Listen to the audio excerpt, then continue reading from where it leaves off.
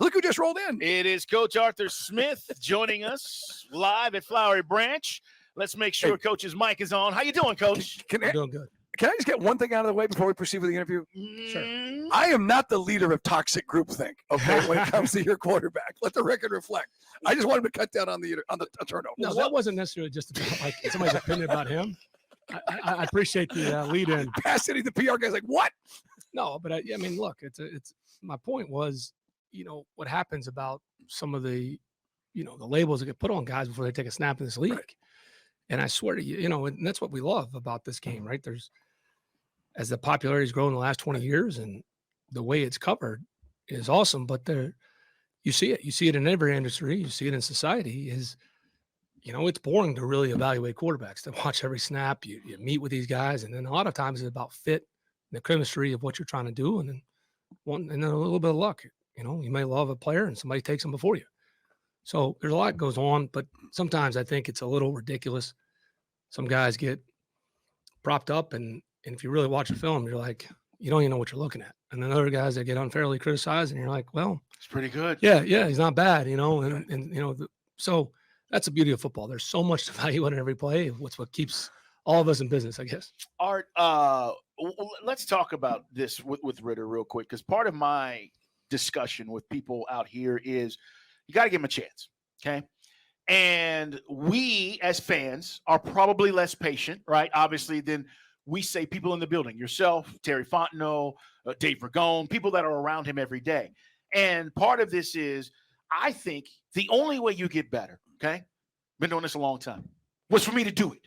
Was for me to be on the air, for me to do this every day. And I've been preaching this to our fans, like, this is the first time our organization has gone through this transition, 15 years of Matt. And then we're going through this transition with the new quarterback. But the only way you get better, Coach, is you got to play. Reps. So part of this is, and a lot of people are like, well, why is Coach, he should maybe sit him down and he should maybe play the other guy. The only way, in my opinion, you can tell me, you got to do it. Yeah, the act of doing. I mean, it's why you practice. And I think sometimes, too, we find different ways to rationalize not working. I mean, you see the debate in other sports about load management or this and that, and you try to be smarter, right? We're more advanced as a society than ever, right? We have more information at our fingertips. We may be more uninformed, though. Yeah.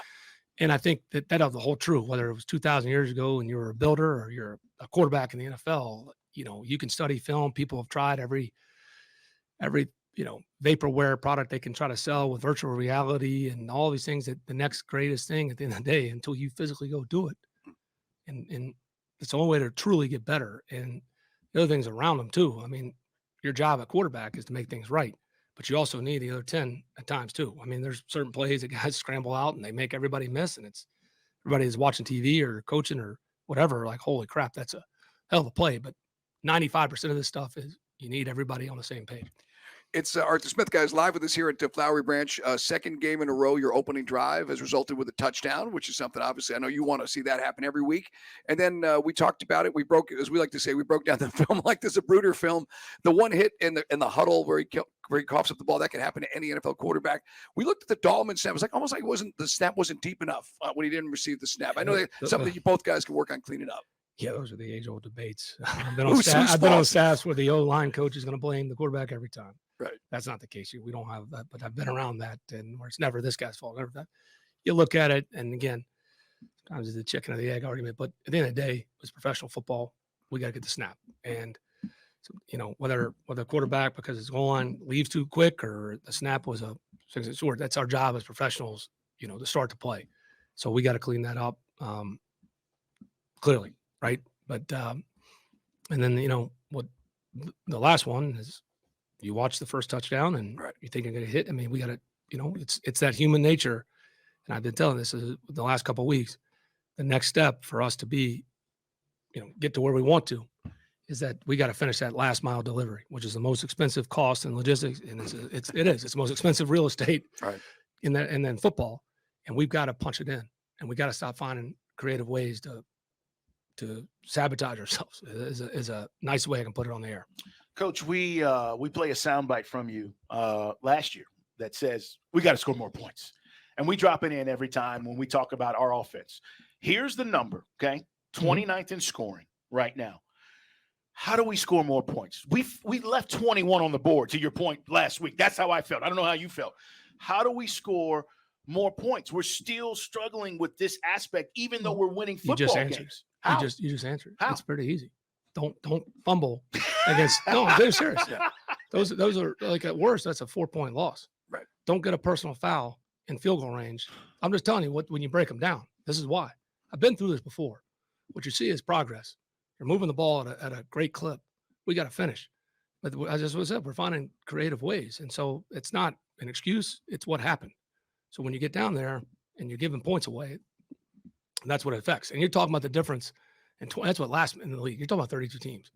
I've been on teams where, when you're 10 percentage points better, you're doing something. But the difference between sometimes 8 and 23 isn't that much. Now we're in a 7-game sample size. As you look at the end of the year, yeah, clearly there's been a trend.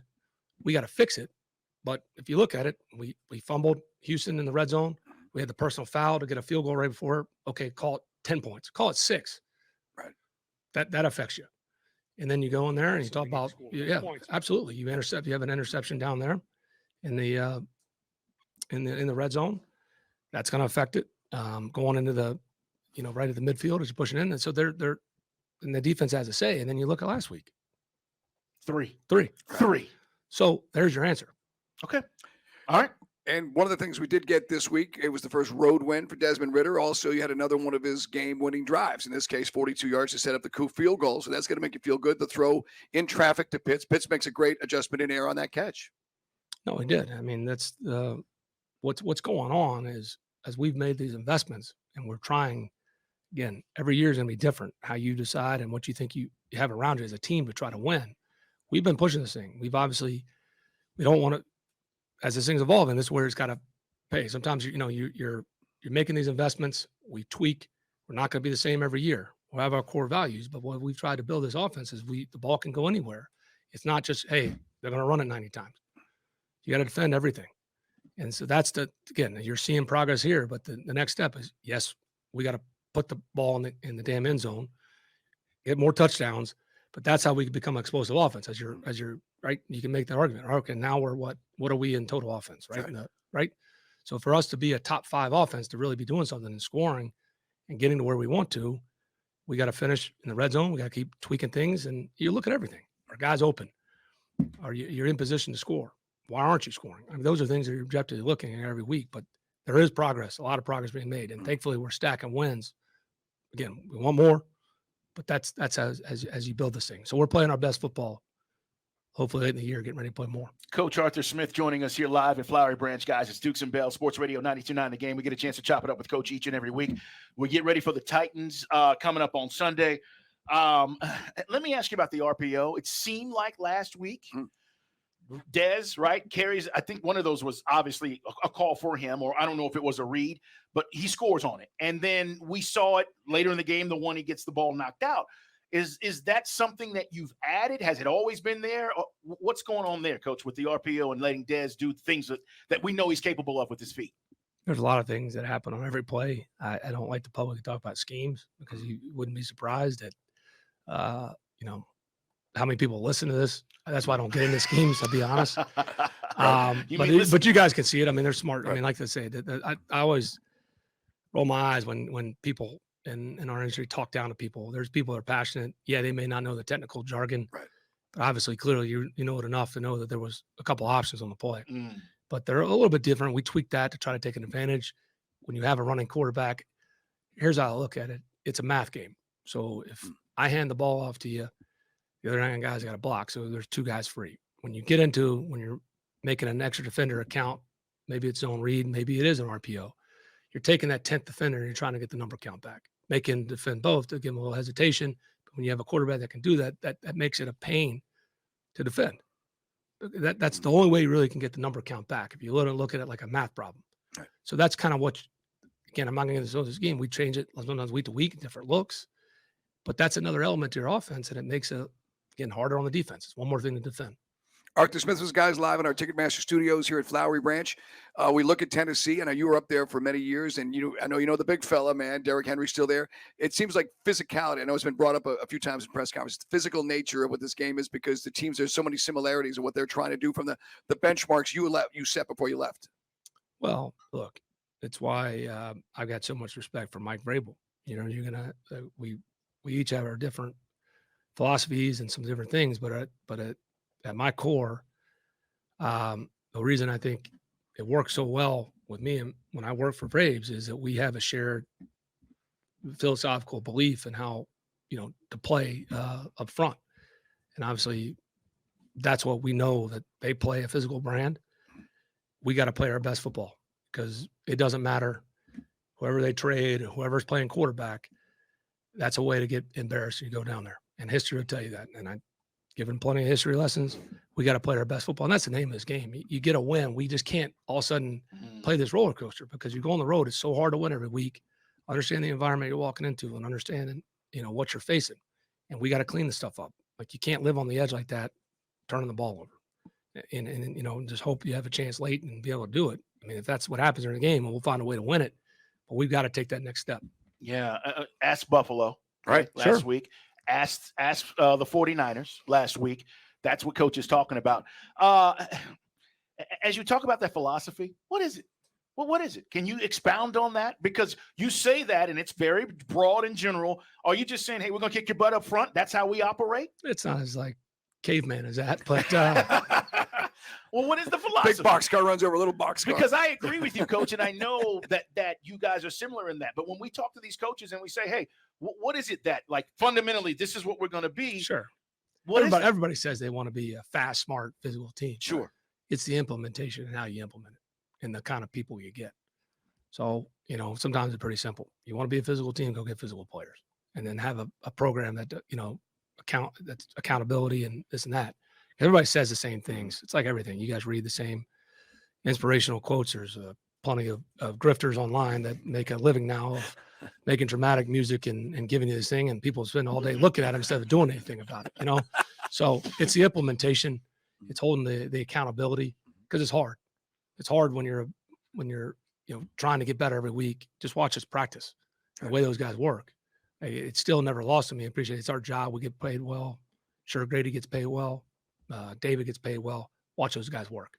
And the same thing with Chris and Jake and Caleb and those guys. And it's a day to day. It's nothing flashy, nothing special, but it's doing those boring habits, and it's hard work. And that's kind of what it really boils down to. One thing we didn't cover, I know you already addressed it with the media, the Bijan Robinson headache and situation. He did get in the game. And so to me, no, by the way, we said there's nothing to see here for the NFL, because I don't want to put words in your mouth, because it didn't happen on Friday. I'm sorry. And he was out there. I just made the reaction. Yeah. But I was going to just follow it up with, the good news is, when he can't go, heaven forbid, later in the year, CP still has it. And Tyler Algier was running the ball effectively as well. Yeah. Look, there's so many things I want to say. Say it, coach. Say it. Sometimes it's frustrating for me. So, I know. Sometimes it's frustrating for me. But at the end of the day, look, we want depth on this team, and it allows you to move guys around, and it allows you to show that you're adaptable. So something comes up in their game, or a guy goes out in the second play of the game. Again, it's our job to problem solve, and you want to have contingency plans and play winning football, and not sit there and act like you're helpless, because we'll never do that. So, yeah, it was great to see CP.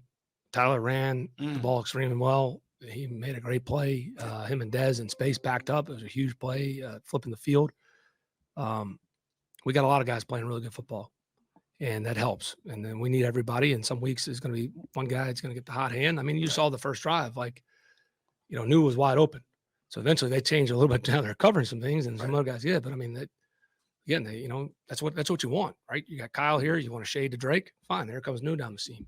So you saw that, and then you got to adapt, and that's the chess match. They played a lot of man in the second half. They switched out the nickel player, because we were trying to match Drake up on them, and so they went from playing zone to playing man. And then the one thing I will say, where I think Bijan does affect the game, and we need him in situational football. He could go. Does that affect their call? We'll never know, but I know we got the call we wanted when Kyle ran out of there. Right. So there is some strategy behind that too, and that's when you have a real team and guys understand how it all fits together. And then again, that's the next part. That's what's fun about what we're building. We have a lot of these young skill guys. We got to continue to build. And I promise you, if we can continue on this trend, it'll happen the right way for us. Last thing, Coach, what do we need to do against this Titans team? Again, we talked about the turnovers. A lot of Falcon fans will say, we just don't need to turn it over. We don't turn it over, we're going to win the game. That's how confident we are about things that we're seeing. Defense looks great. But what do we have to do Sunday? Well, it goes as a team. See, that's the thing too. Sometimes like there's a strategy of playing team football about when you want to play strategically, you're playing keep away, or sometimes you're conceding a field position battle because they can't go 90 yards. The next step, and we talk about it is the turnovers are obviously, but it's also there's a couple of the little things that we got to take the next step. Like we can't lose contain, and I got to have it third down, right? And again, the intent could be great, but it's the discipline of the rush lanes. Because if you have the discipline of the rush lanes, I'd argue Grady may get that sack right there. It's a complete different scenario. Clock's running. They got to have a fourth down at the 2-minute warning. We stop it. We're in victory. Great. There's a lot of little things that happen on play to play. Some of the things on special teams, like that's what we're all working towards. And so there's a lot of good going on. We got it's a great group of guys to coach. But going into this game, every week there's a different challenge. They're going to throw the kitchen sink at us. So if Tannehill doesn't play, I promise you the message is he'll find a way to get them ready, and we've got to play clean, and we got to play really good situational football. And it'll be a tough game, but that's what they all are. That's what we get paid to do. But and we got to find a way to win because it's a huge opportunity for us. We need to go on the road again and go win another road game. I'm with you, Coach. Appreciate you as always. I wanted to ask you about a play, but you're not going to get into it because I'm watching and I'm like the scheme on this play. CP hits it, guys are rolling, and I was like, that was a killer play. New wrinkle. Yeah, and I'm like, but you won't talk about it, so I'm not going to. Too many people, like I'm I not said. going to. I'm not going to get in the college football debate, but there's people that listen to these. The walls have ears. Yeah. You got radios in the helmets here. That's good. Coach Art, appreciate you. Good luck on Sunday. I appreciate it. Thanks, guys. Guys, that's Coach Arthur Smith here on Dukes and Bell. As always, trying to give us what he feels about this team and where we're at and where we can go. By the way, that last comment about throwing the kitchen sink, what he's saying is Mike Vrabel is going to challenge Desmond Ridder in every way possible. Right. And so how do you negate that? By get the balls coming out quickly and accurate, and the run game and Bijan. And we'll see Bijan because he presumably is good to go.